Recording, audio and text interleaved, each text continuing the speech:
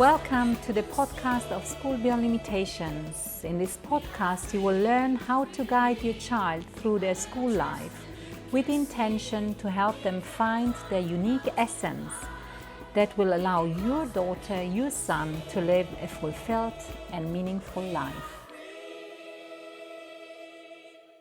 Hi everyone, I'm very delighted today to introduce you to Anna Golanska, who is one of our teaching staff, and she has joined us recently. She's been a wonderful asset to our School Beyond Limitations. We have started our conversations a number of months ago, and then we just realized this is the right person for School Beyond Limitations. Anna is sitting in Central Europe somewhere. So that's also something which is important to say. We are very free with regards to our locations. And Anna is coming from Poland. She has a lot of experience in different fields in education.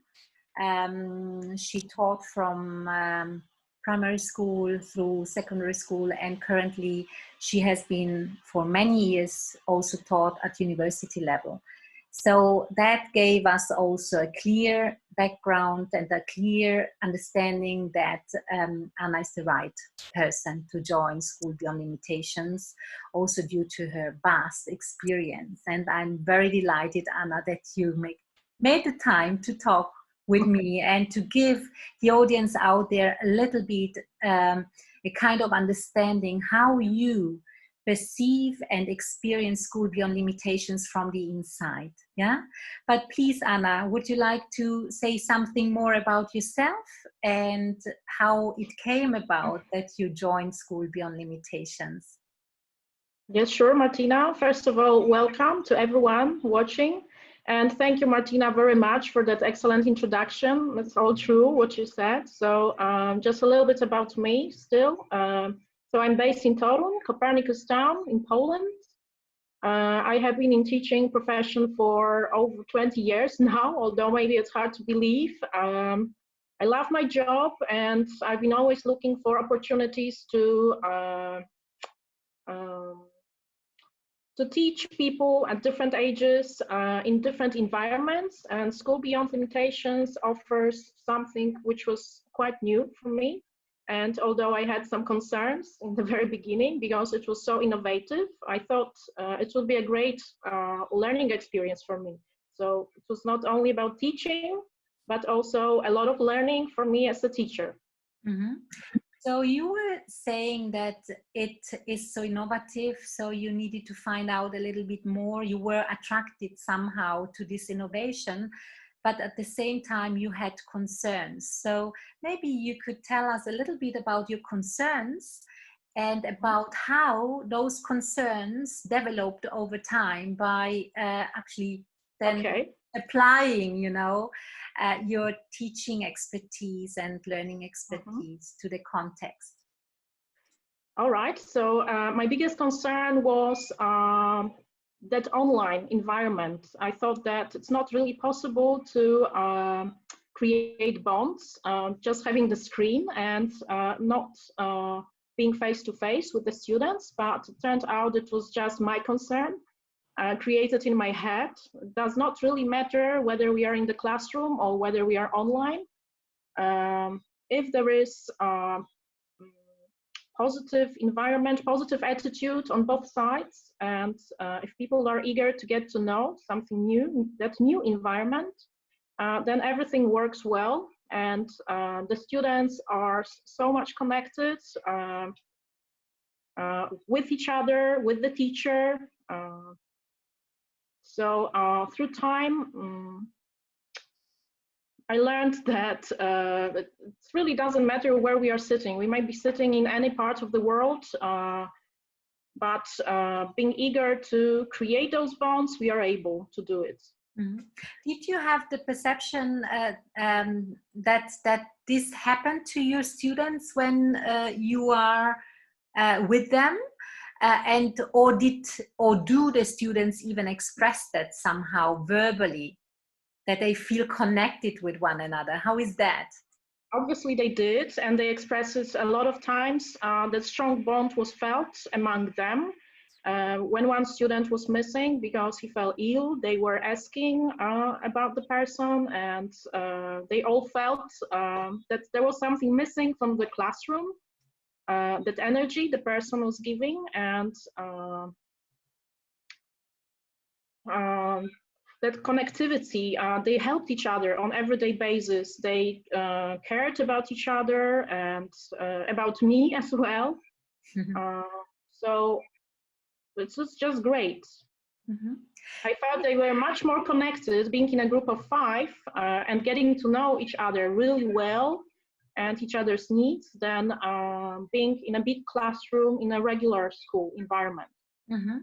So you just mentioned the number of the students that you actually guided through the process was the transition class lately with 5 students, and School Beyond Limitations doesn't even take more than 8 students. What do you think about the number of students in the class? How, as a teacher, how can you take care of this single and individual student? Which kind of experience did you make with this regards? So that number of students is just perfect for both the students and the teacher, because it enables the teacher to get to know each student individually and then tailor the lessons so that they meet the needs of every single person, which is quite impossible when you have to deal with 20, 25 people more than that. So that is why School Beyond Limitations stands out on the market, I think, offering such a small number during class. And how did you experience also the individual mentor sessions? Because you, on top of having few students in your classroom context, you also have, you meet them weekly for 60 minutes in the individual sessions. And what kind of assessment would you give to those mentor sessions? I think mentor sessions are also something exceptional that the school offers, because that is the time, additional time, which enables the teacher to get to know the student even better, and also gives the student a chance to find his or her elements. So and get to know some learning techniques. I would say that that is something what facilitates learning for each student, and that is very often missing from regular classroom.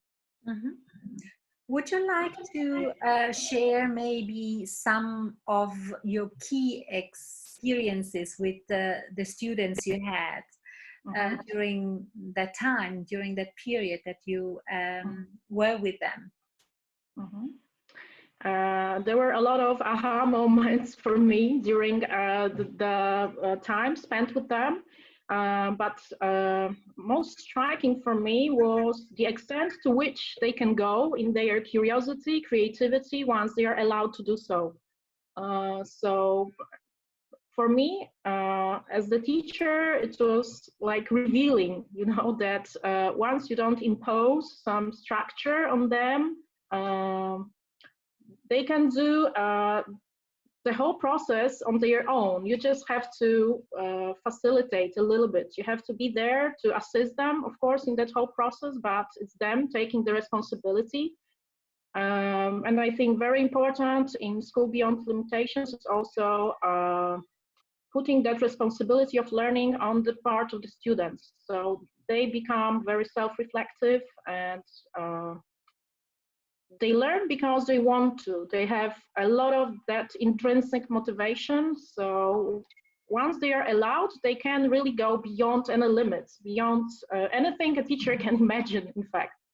So they were surprising me every day. Can you recall some clear examples about that, maybe, where they went beyond limitations in your view?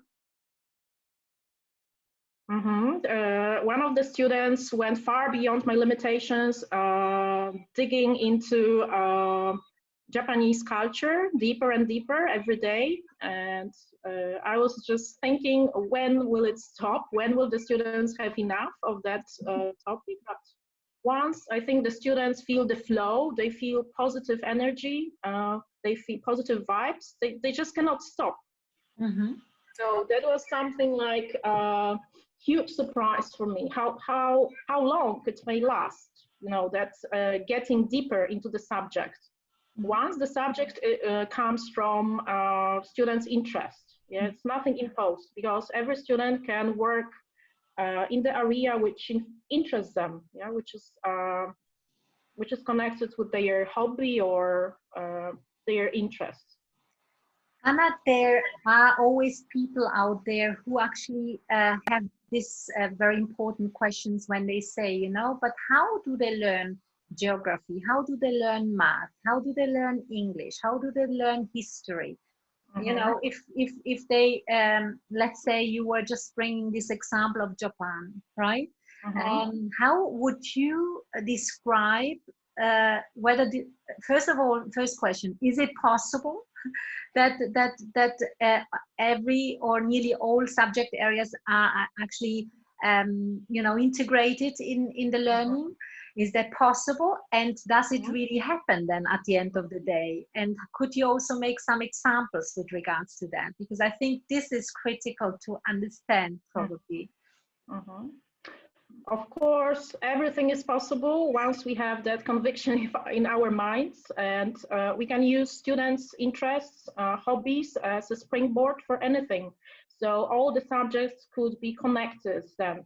They learn English because the language of instruction is English. So whenever they want to share their interests, what they've learned with other students, they have to do it in English. So that is how they learn English. They learn navigate the internet, they learn digital tools, but other subjects, as you mentioned, like history, maths, biology,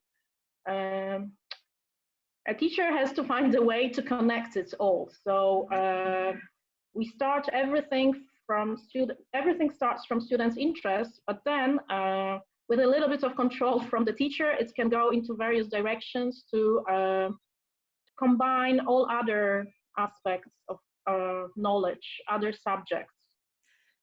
How would you then define the role of the teacher, right? That's also very interesting as you describe it. It just comes to my mind, you know, what is actually the teacher? And you also said before, you know, it's just you allow them to blossom, you allow them to actually go into their essence, right? You were talking about their element. And what exactly is the key skill or the key skills of the teacher? And what exactly shall a teacher do in order for that to happen? I think of crucial importance for the teacher is, first of all, to get to know the student well, to get to know his, her interests, background, and then just create the environment for learning to happen and to facilitate that learning, to provide the right tools, to provide assistance, to monitor a little bit, but first of all, to let the students discover on their own, because once they discover on their own, it will stay with them for much longer than if they were presented that knowledge by the teacher. So it's getting them on the journey of discovery. So it's a journey, a process. Yes. Yeah, it's a process. There's another question which comes to mind, and certainly is a question that comes from parents as well, and families, and even from students, you know, because School Beyond Limitations does not apply grades, right? We don't use grades as an assessment system. So how would you define the ongoing assessment that is taking place, and what exactly happens, and how does that facilitate the students' learning in your view? I think that continuous assessment, in fact, works much better than standardized tests because of diversity. students are so different, and they have various intelligences, and tests usually are easier to write for a certain group of people, and it's hard to assess them once they are regularly given just the test. And when there is continuous assessment, there are far more benefits for the students, and it's more detailed, I think, more personalized, and that is the asset here. Yeah, that's it. Mm-hmm.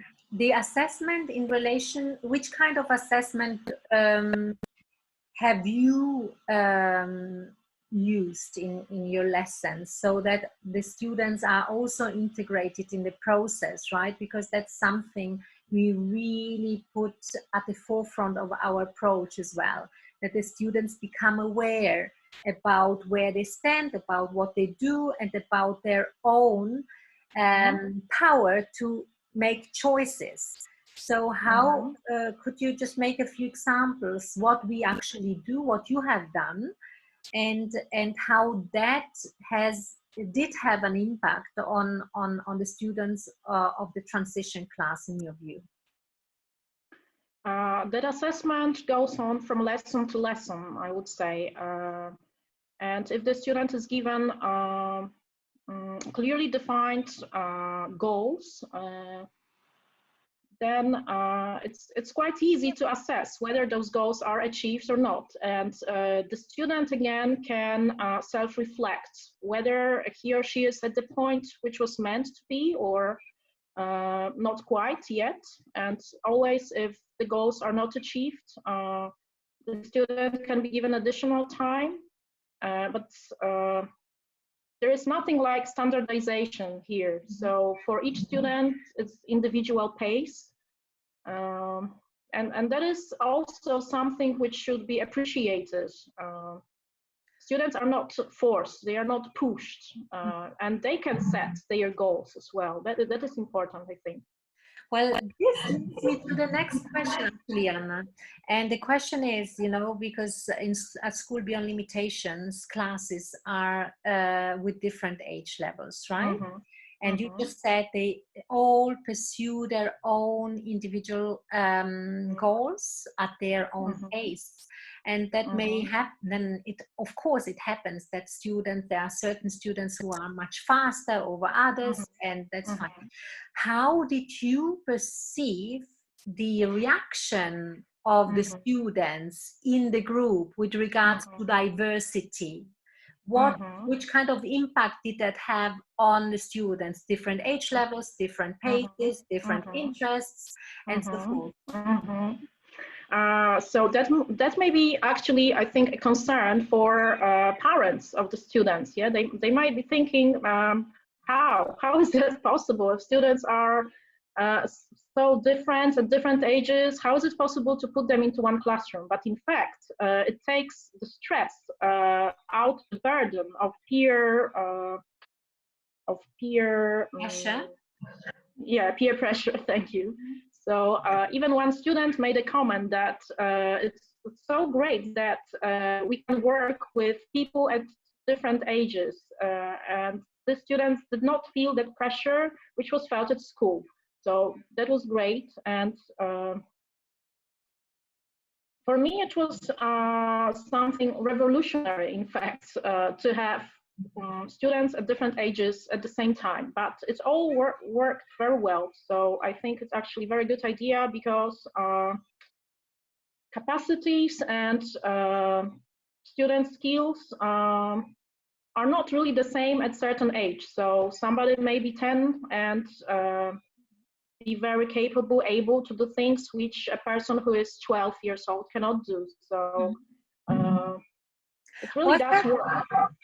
No, my question is also, would that have let's say, a kind of breaking impact to those who are faster, if they were together with students who maybe had less language skills and so forth? Or was it actually a different kind of development that the class then took, and a different kind of understanding, you know, for one another. But you know those, sorry. No, please go ahead. Those faster students actually feel willing to help those, let's say, slower ones. So they also learn to cooperate, support each other. They develop emotionally, and there's interactive skills, interpersonal skills are much greater. And here they have the opportunity to work on that as well. So it's not only knowledge, expertise, facts, but it's holistic approach towards their development. So they develop socially, emotionally, and then broaden their horizons. And of course, they learn, because always at the back of the mind there is curriculum. Yeah, so. So they don't feel stopped in their learning just because it's slower. They actually develop some other skills they otherwise wouldn't have developed necessarily that much. Yeah, exactly. And how did you perceive the school's culture? As a you know, we talk often about lots of things. Is that actually embedded in the school, or how have you experienced that?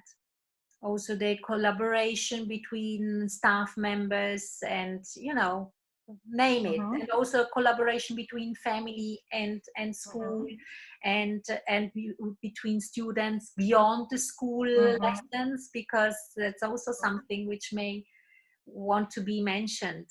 I think for quality education to happen, everyone has to cooperate and collaborate here. So it's the teachers, the parents, and the students, obviously. And it takes part on everyday basis again. So the teachers have the assistance of other teachers. Everyday contacts with the parents is also possible. So the parents know what's going on everyday basis. And I think that the school community is really close. Yeah, it's everybody contributes to the success of the students here. And the school promotes diversity, curiosity, and creativity. Yeah, and I would say that in regular school environment, very often there is little or even no place for being creative. And once the students feel that they are supported in their learning and they can be creative, what they can create actually goes beyond.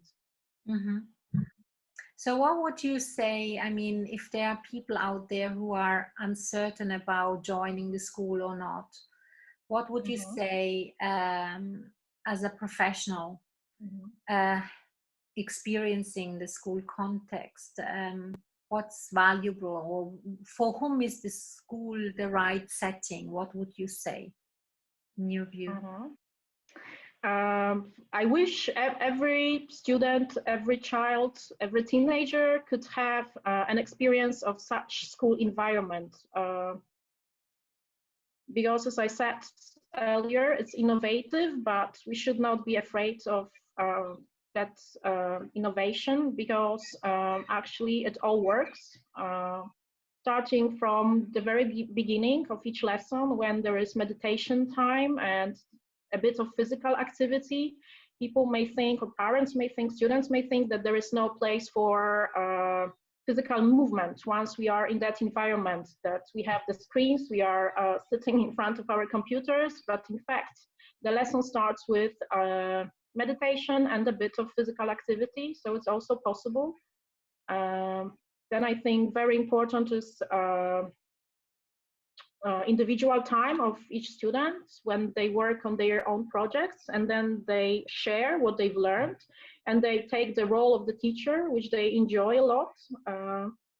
And very important is that self-reflection time, when they reflect on their learning process. So they learn to be individual, independent learners. So I think the school is for every student who experienced regular school and would like to try something quite different. It's for people who are enthusiastic about learning and want to explore more. It's also for people who are mobile, who change the place where they live. The school offers fixed environment, so even when we change the place, the school peers stay the same.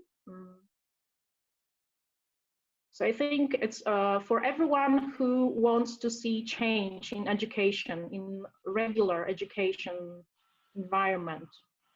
You have the perception, Anna, that there is enough space for students actually to strive also academically?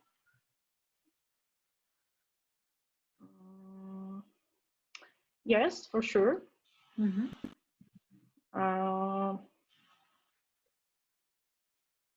Why do you think that they can strive academically also in such a context? Out of your experience, I mean, what have you seen happen actually with students when they started to dwell in their areas of expertise, right? What happened with them? Where did it lead them? Mm-hmm. I think that first what happens is that they forget about the time. They don't really impatiently look at their watches, but on the contrary, they are so much surprised that the lesson is over. So once they are in their element, they feel the flow, they are more eager to learn and to explore more, which gives way to excellence and to educational success. And it's not only that they learn and deepen the knowledge in their own field, but they learn a lot from their peers, from class. Mm-hmm. And the lessons, they last 3 hours every day. And so one may say that's not enough, right? How did you experience that? Is it and how does it go beyond those 3 hours? So 3 hours we spent in our online class, but for sure learning does not end when the lesson ends. So students take with them what they've learned and they continue learning outside class. They prepare, they work on their projects, they prepare things, they try to achieve their goals. And they contact the teacher after lessons as well. So that bond, that created bond goes on, and learning and teaching goes on. So as teaching is lifelong learning process, as well here it's like all day process, I would say. It does not stop when the lesson stops, because students are so much involved that they just cannot stop. There is no way to stop them. So they just continue. If you had without any. No, I would like to come to a closure soon. And my last question to you is, if you had to break it down to, let's say, 3 words, right? Mm-hmm. Adjectives or whatever, you can use them as you wish. That describe somehow School Beyond Limitations. Which 3 words come to mind? Mm-hmm. Oh, that is a bit surprising question. I would say innovative,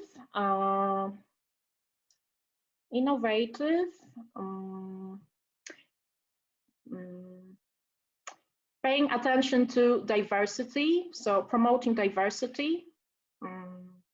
And the third thing, giving a lot of place for creativity. And of course, I would say quality. That's most important. Quality is there, and it's not just our talking and promoting, but having a chance to participate in that and having an insight, hands-on experience. I could say it's not just our talk, but it's what really happens there. It's quality education. So I would say my word number 1 would be quality. Thank you. Thank you Thank you. so much. Thank you for being with me today, Anna. It's been a pleasure talking to you, and we will continue the conversation later. And yeah, if you should have any further questions, of course, about School Beyond Limitations, don't hesitate to get in touch with us. And if you are on the on the go towards enrolling, just apply and fill in the application form. Thank you for watching, and all the best. Bye. Thank you very much. Thank you, Martina, and thank you to everyone. Thank you, Anna. Thank you. At School Beyond Limitations, we support our students find their unique essence. Feel free to share the content of this podcast with other parents. We are here to show that your children can, indeed, bring their unique essence into life. So, reach out to us if you think that this is what you'd like your daughter, your son to experience, or apply through our website. Also, leave your comments, your questions, or your review about the podcast. Share it with others. And as you know, sharing is caring.